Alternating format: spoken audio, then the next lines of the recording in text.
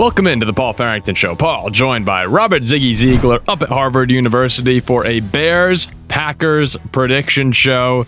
Ziggy, who would have thought when we saw this game on the schedule at the beginning of the year, it would be the 9-3 NFC leading Chicago Bears going to the 8-3-1 Green Bay Packers with an opportunity to take back control of the NFC North. It's just an awesome weekend, in a weekend filled with great games. The Colts and the Jaguars are in an AFC South leading battle.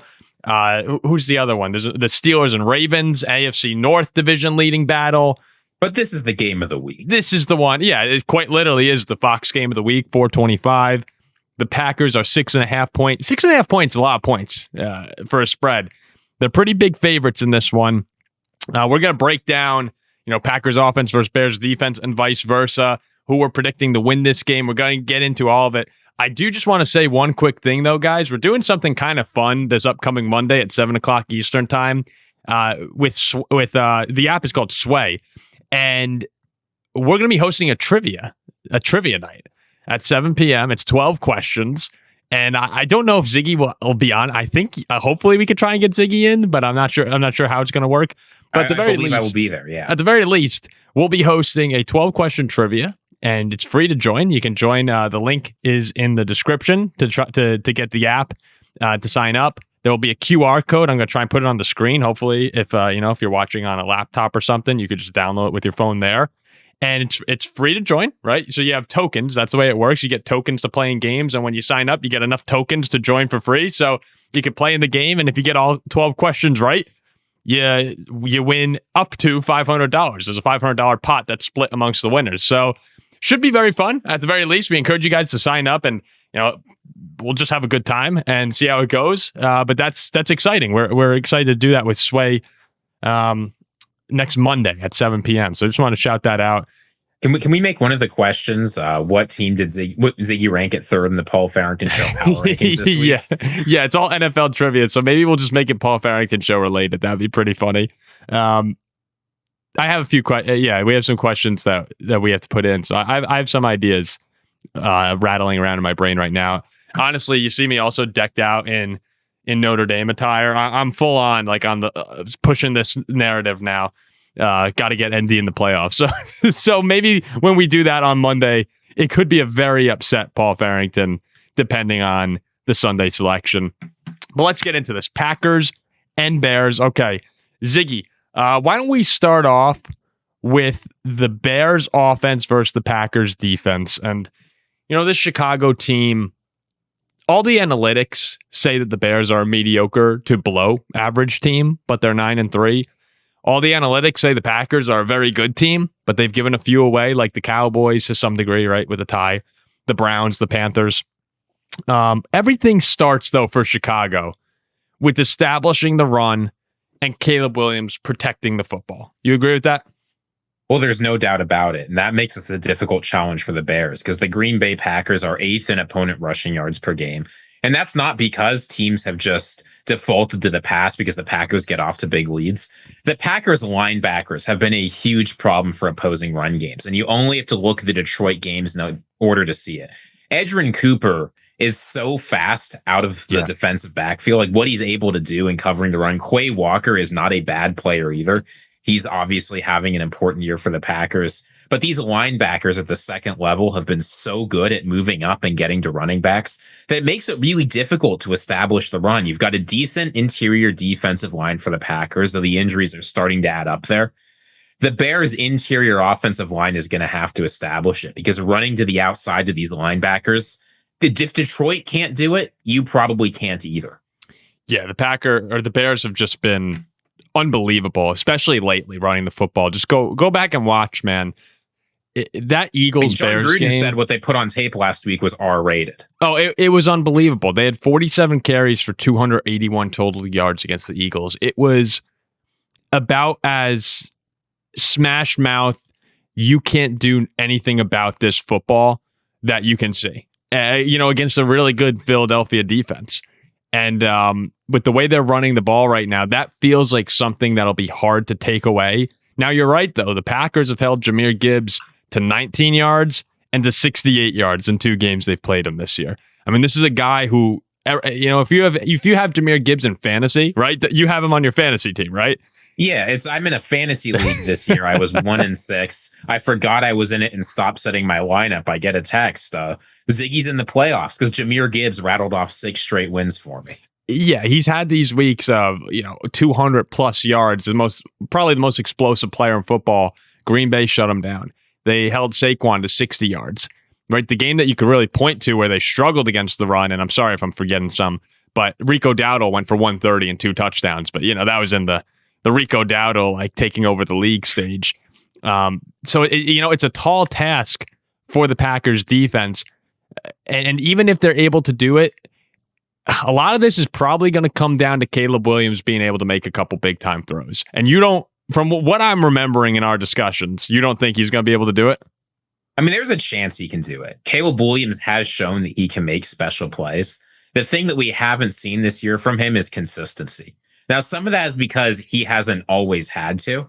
And there have been times, I mean, the Bengals game, you cannot look at that game and say Caleb Williams didn't step up and make big throws. The Steelers game, you can't say it. Even the Eagles game. He had the dagger, the touchdown. Yeah, no, those were some incredible throws. But some of the other games this year, like the Ravens game, like most of the Giants game, Caleb Williams hasn't always been able to make the big plays. Now, sometimes the rest of the team has been able to step up, particularly the defense, generate big turnovers, get the ball back, and give him more chances. Mm-hmm.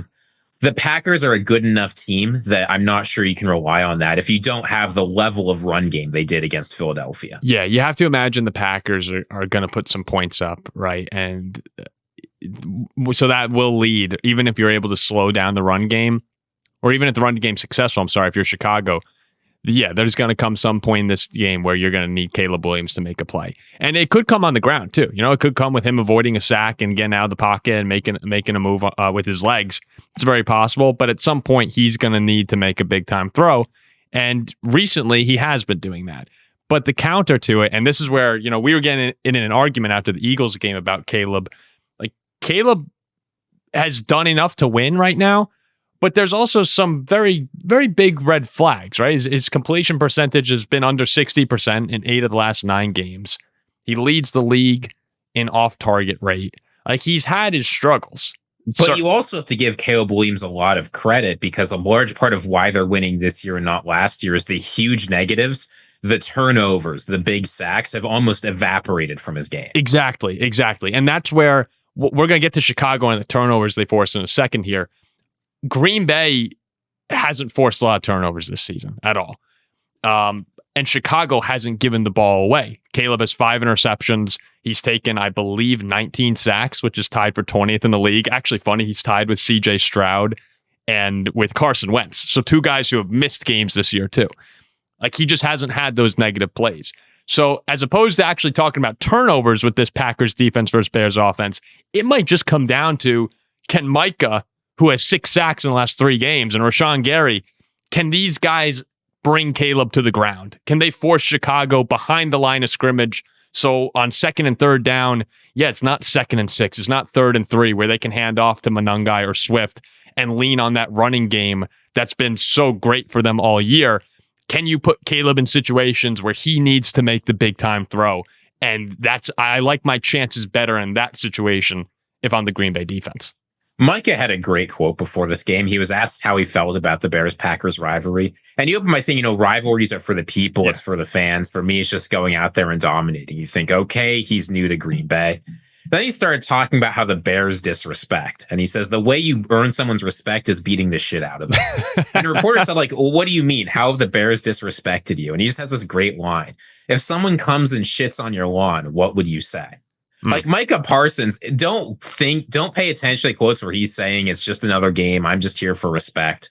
The Packers are amped up and they want to clobber the Bears.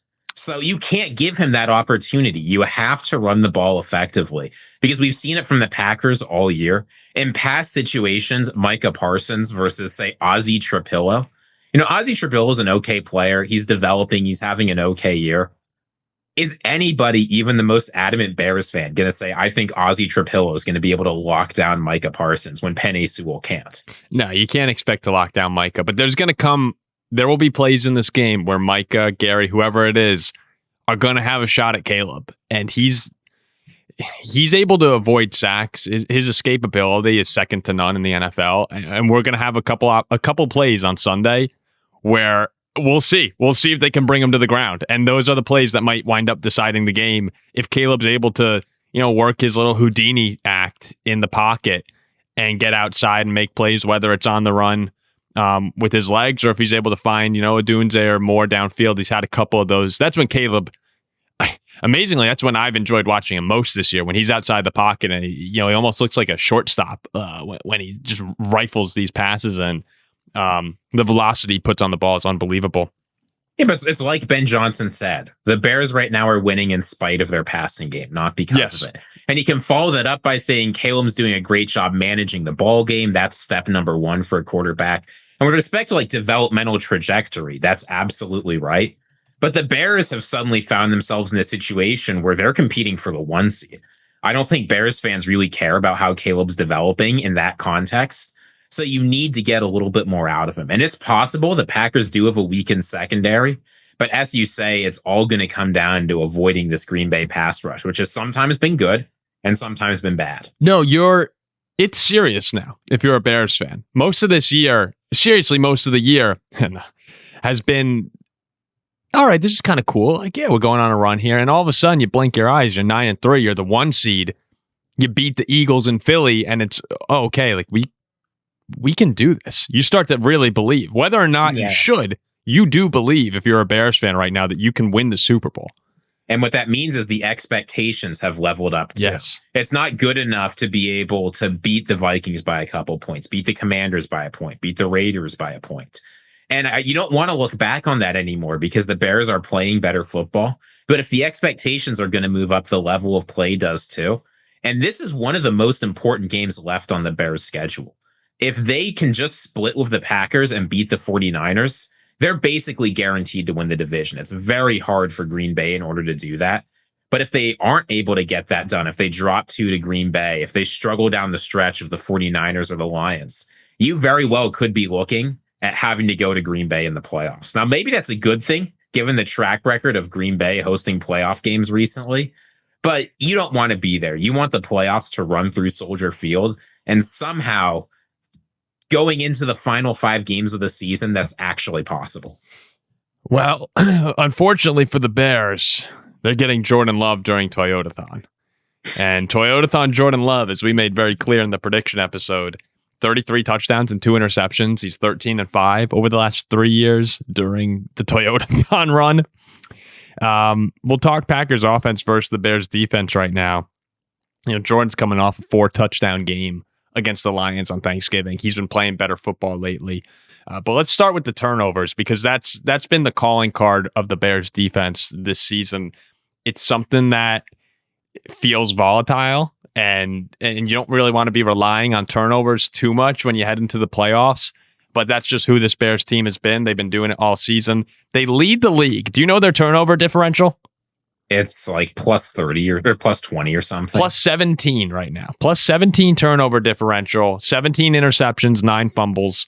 The 26 turnovers forced leads the league by 4 over the Pittsburgh Steelers, who have 22. But the differential, right? Plus 17.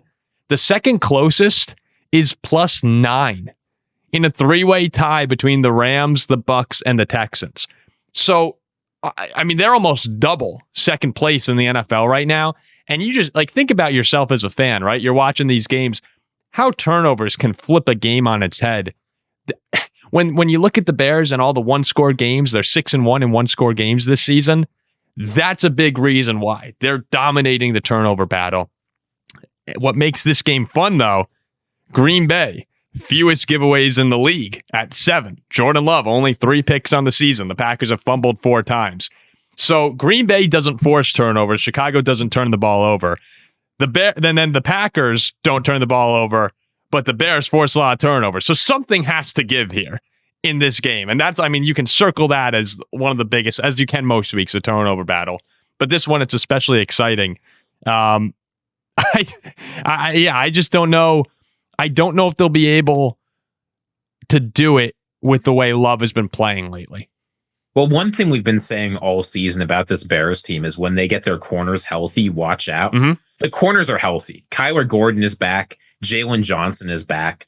Like the Bears defense is basically ready to go. They might have Ruben Hippolyte might be out for this game. I know Tremaine Edwards is out. Dio's been out.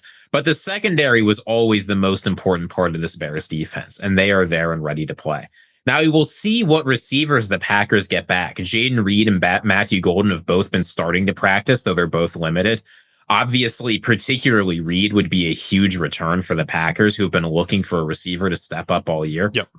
But I don't think that the mistakes are going to come from Jordan Love this game. We've had some people in our comments say, like, when you get the pressure on Jordan Love, he's an interception turnover machine. Since October 12th's game against the Bengals, Jordan Love has thrown one interception. This guy simply makes the right decision most of the time. And when he doesn't, it very rarely results in an interception.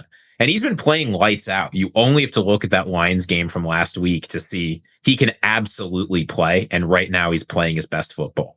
So if they get those receivers back, I think that could be a big difference maker. But it's important that they get them back because honestly, of the wide receivers that Green Bay is going to be trotting out, I know I like Dobbs. I know he's a good player, but right now, clearly in that matchup advantage between the receivers and the corners, the advantage has to go to Chicago, right? I'm not totally certain I'd say advantage Chicago. I like the Packers receivers. I think they're good players. I don't think there's any superstar there. Obviously, we've had that discussion a million times. But it's not, I don't think that scale tips heavily one way or the other.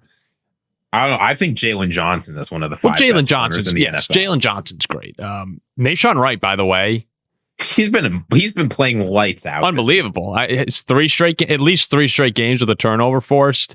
And last week's was the strip of Jalen Hurts on the tush push that was one of the biggest plays of the season for Chicago. You talk about, impactful plays turning around the momentum.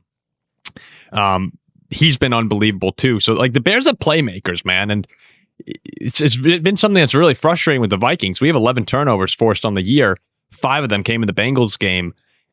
You can have really, really good defensive players, but there's something about those guys who can get the football, right? There are some guys who just have a knack for getting the football. And Chicago's got a handful of them on their team. One spot though, talk about flipping the game on its head. Somewhere where the Packers can look to take advantage is when they have that opportunity for the explosive play. And they did it against Detroit, right? They got the big 4th down stop, and you turn around one play later, 51-yard touchdown pass to Christian Watson in the third quarter, extend that lead to double digits. And Detroit was never able to recover from that. The opportunity will come at some point on Sunday. The Bears pass rush, it's their average time to pressure per NFL Pro is 2.89 seconds. That's 31st in the league. Their pressure rate is 29.8%. That's 28th in the league. Okay. So Jordan Love's going to have some opportunities to sit back in a clean pocket. And we've seen when you give Jordan Love time, right, he'll pick you apart. The Bears give up, I believe they're 13th in the explosive pass rate allowed, which is a pass 16 plus yards down the field. Look for those moments if you're Green Bay. You don't have to force anything. And this is something that you were just talking about. People get upset when Love's forcing the ball. That's when you see the mistakes happen. But Green Bay, Matt LaFleur likes to run the football. If he can establish the run in this one, there will be a couple shots that Green Bay could take if Reed's back, Watson, Golden, right? They've got speedsters. That's where if you're a Bears fan, you hold your breath when Love goes back and launches it. Well, I'm glad you point out that the Packers need to establish the run to get there, because I think that's going to be the hardest part of this game. Josh Jacobs is banged up. I do too. There's no doubt he'll play, but with bruises on his legs, and he's such a physical runner, that has to add up. But he's not the guy I'm worried about. I'm worried about this offensive line. Rasheed Walker seems to be regressing in Green Bay. Aaron Banks looks like the free agent bust of the year. Sean Ryan has been okay, I guess. Anthony Belton sometimes plays all right. Zach Tom is pretty good, but he's been hurt too. Like, the Packers have a makeshift offensive line here, and it hasn't felt like they've been able to find their groove even against some of the weaker opponents they've played. Chicago's defensive line, it's not the best in the NFL, like you say. They're not the fastest for pass rush, but they're big, they're physical, and they have a baseline standard of play that's pretty good. The Packers need to figure out this offensive line situation very quickly because Jacobs hasn't really gotten it going much the past few weeks. No, and it feels like at this point in the year, it's kind of hard to say, get it. Like they need to figure it out. Like but they have to, right? Like, I don't know if they will. I mean, the running game has not been good enough for Green Bay up until this point. I know you see Josh Jacobs second in the NFL in touchdowns, 730 yards. It looks like it's a really good season for him. But any Packers fan who's watched these games knows the running game has been a huge problem. Yeah. Yeah, no, it has. I just don't know if there's actually going to be a solution. I've been in the camp of if they're going to go on a run, it's going to be Love like leading this offense and being explosive, which he was on Thanksgiving. And the Bears and Lions both run man-to-man defense a lot, so you could probably see some of the same things exposed that you saw last week. And I thought LaFleur was awesome last week. I thought he did a great job. But yeah, if you're able to draw some schemes up, attack the middle of the field where the Bears linebackers and the Bears have struggled to cover there during the season, take your deep shots when they're available. I think once again, I think offensively it should match up nicely for Green Bay. And then it's just going to come down to can Chicago match them? I don't think the Packers are going to light them up. I don't think it's going to be like, they're not going to hang 40 on the Bears. But I expect the Packers to put some, maybe, what do you say score prediction here? Maybe like 28-24 or something like that. Sound about 27-24?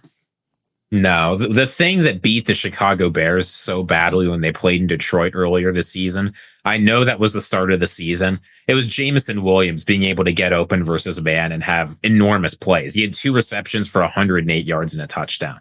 With Jaden Reed, what looks like coming back for Green Bay, Jordan Love being able to get explosive plays, Christian Watson obviously has a big opportunity too. But I think that the Packers are going to be able to get some huge passing plays against the Bears, put them on their back foot early. And I don't think the Bears' run game is going to be able to do enough to keep them in it. So I've got the Packers covering. I think it's going to be something like 31-17 Green Bay.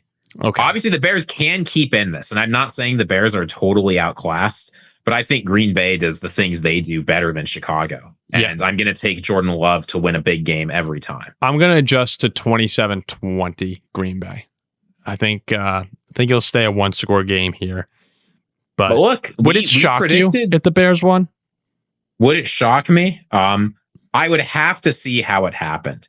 If Chicago continues to get some fortunate turnovers, like they win the turnover battle big time, there's uncharacteristic mistakes from Green Bay. The Bears can play in these close games. They keep in it better than just about anyone in the NFL. I would be shocked if the Bears come out and manhandle Green Bay like they did against Philadelphia. Would you say it's fair to say the one key thing for each side is the Bears, the Packers being able to slow down Chicago run, right, and force Caleb to make some big plays, and then alternatively, the Bears being able to pressure Jordan Love? Would you say those are the two keys? It's not going to be enough to pressure Jordan Love. You're going to have to get him on the ground. Okay, sure, but yeah, okay, cool. You Green Bay wants to force Chicago to rely on their quarterback. Chicago wants to force Green Bay to rely on their run game. Yep. I was just looking for something because we threw out a lot of information in that episode. No, look, in fact, this is very simple. Both teams need their offensive line to play well. Both teams need to establish the run, and both teams need a huge passing play when they get it. And that makes it sound sort of trivial, but at the end of the game, that's usually what football comes down to, right? You've got one more drive or 2 more drives. You need huge plays from your quarterbacks. And the reason both these teams are 9-3, or that the Bears are 9-3 and the Packers are 8-3-1, is because generally their quarterbacks have delivered. Can't both deliver this time. And this does feel like an opportunity here for Chicago now, beyond holding on to the 1 seed, to go into Green Bay, a place that has haunted you for so long, a team that, how many games had it been? Like 12 in a row? It might have been more. I can't remember. A team that's just kicked your ass really for most of your existence, or at least, most of the time that anyone listening has been alive. We're not counting like the 30s here or the 70s. Yeah, or the 80s was bad for Green Bay. But like, they've kicked your ass for a long time. to be able to get a win in that building against that team with this much on the line, that would really feel like the culmination of the turnaround they've had this season under Ben Johnson of 10-3, get to double-digit wins. You beat Philly and Green Bay. Like, that would grab the attention of everybody watching these, and anyone attached to the NFL atmosphere. And it would make you take Chicago and view them in a different light. Depending on how they do it, of course. But I just think this opportunity for Chicago, it's the stuff of nightmares, because you can see the world where Green Bay just pounds them and it's same old Bears, but it's also an unbelievable opportunity that I think you'd sign up for 1,000 times out of 1,000 to start the season.